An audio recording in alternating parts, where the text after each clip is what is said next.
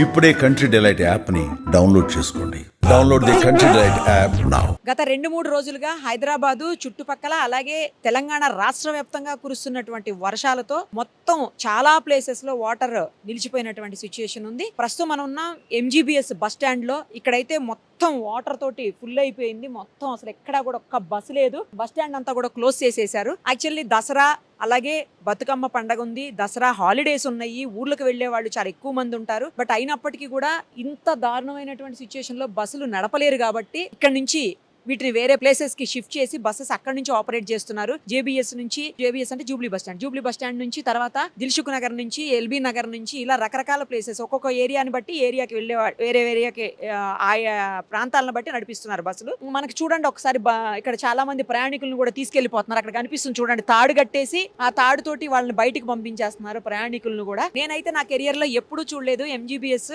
ఇలా క్లోజ్ అయిపోవటం అనేది. చాలా వాటర్ ఎక్కువ రావటం వల్ల ముఖ్యంగా జంట జలాశయాలు ఏవైతే ఉన్నాయో ఉస్మాన్ సాగర్, హిమాయత్ సాగర్, ఉస్మాన్ సాగర్నే మనం గండిపేట అంటాము, ఆ జలాశయాలకి వస్తున్నటువంటి వరద నీరు ఆ గేట్లు లిఫ్ట్ చేయటం వల్ల ఆ నీరంతా కూడా మూసీలోకి రావటం, మూసీలోకి వచ్చిన నీరే ఇక్కడ మొత్తం చాదరగట్టు బ్రిడ్జి కూడా క్లోజ్ అయిపోయినటువంటి సిచ్యువేషన్. అక్కడ కూడా వెళ్దాము. బట్ ఇప్పుడైతే మనం చూస్తున్నది మూసీ వరదంతా కూడా ఇటు వచ్చేసిందంటే ఆ మూసీలోకి వచ్చిన నీళ్ళన్నీ కూడా ఇటు ఎంజీబీఎస్ లోకి వచ్చేసినటువంటి పరిస్థితి.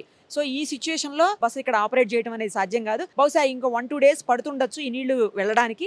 ఇంకోటి ఏంటంటే అక్కడ ఇంకా 2-3 గేట్స్ ఉన్నాయి, లిఫ్ట్ చేస్తారు వరద ఉధృతి ఎక్కువైతే. ఇవాళ కూడా వర్షం ఉంది, రేపు కూడా ఉందంటున్నారు.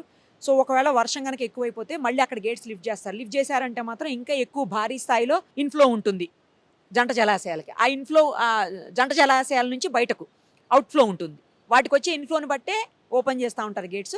సో అవుట్ఫ్లో ఎక్కువైపోతే మాత్రం మూసీకి ఎక్కువైపోయి ఇంకా వాటర్ ఫుల్ అయిపోయే పరిస్థితి. అదిగో ప్రయాణికులను చూడండి ఎట్లా పంపిస్తున్నారు తాడు కట్టేసి. ఇక్కడికైతే మాత్రం ఎక్కడికి జర్నీ చేయాలన్నా ఎంజీబీఎస్ నుంచి చేసేవాళ్ళు అయితే మాత్రం ప్రయాణికులు ఇక్కడికి రాకపోతే బెటరు. ఏ ప్లేసెస్ లో ఆపరేట్ చేస్తున్నారో బస్సెస్ వాళ్ళు వెళ్లాల్సిన డెస్టినేషన్ బట్టి ఆ గమ్యస్థానం ఎక్కడ అనే దాన్ని చూసుకొని అక్కడికి వెళ్ళి అక్కడి నుంచి జర్నీ చేయటం బెటరు. ఇక్కడికి మాత్రం రాకపోతేనే కరెక్ట్. ఎందుకంటే బస్సెస్ అసలు ఒక్క బస్సు కూడా ఇక్కడ లేదు.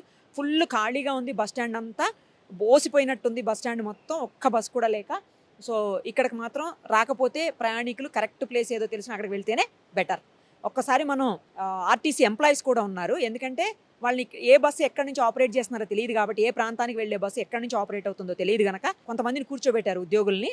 వాళ్ళు మే హెల్ప్ యూ అంటూ వాళ్ళు కూర్చొని ఇక్కడ ఉన్నటువంటి సిచ్యుయేషన్ని ఎక్స్ప్లెయిన్ చేసి వాళ్ళ డెస్టినేషన్ని కరెక్ట్గా రీచ్ అయ్యేలాగా వాళ్ళు గైడ్ చేస్తున్నారు. వాళ్ళతో కూడా మాట్లాడదాం ఒకసారి. ఎప్పుడు నుంచి ఆపరేట్ చేస్తారండి, ఎప్పటి నుంచి క్లోజ్ చేస్తారు, ఎప్పటి వరకు ఆపరేట్ చేసే అవకాశం? వాటర్ వెళ్ళిపోవాలి. మొత్తం వాటర్ వెళ్ళిపోయిన తర్వాత అప్పుడు క్లియర్ అవుతుంది. మొత్తం క్లియర్ అయిన తర్వాతనే బస్సు లోపలికి వచ్చేస్తాయి. ఇప్పుడు కొన్ని అయితే మన కర్నూలు సెక్టర్ అయితే ఆరంగర్ సౌరస్తా, కర్నూలు సెక్టర్ ఆ సెక్టర్ మొత్తం. ఇప్పుడు విజయవాడ, కోదాడ, నల్గొండ మొత్తం దిల్సుఖ్ నగర్, ఎల్బీ నగర్. ఇప్పుడు వరంగల్ సైడ్ అయితేనో యాదగిరిగుట్ట ఇవన్నీ మన ఉప్పల్ నుంచి. కొన్ని మళ్ళీనో కరీంనగర్, నిజామాబాద్ ఈ ఏరియాని జేబీఎస్.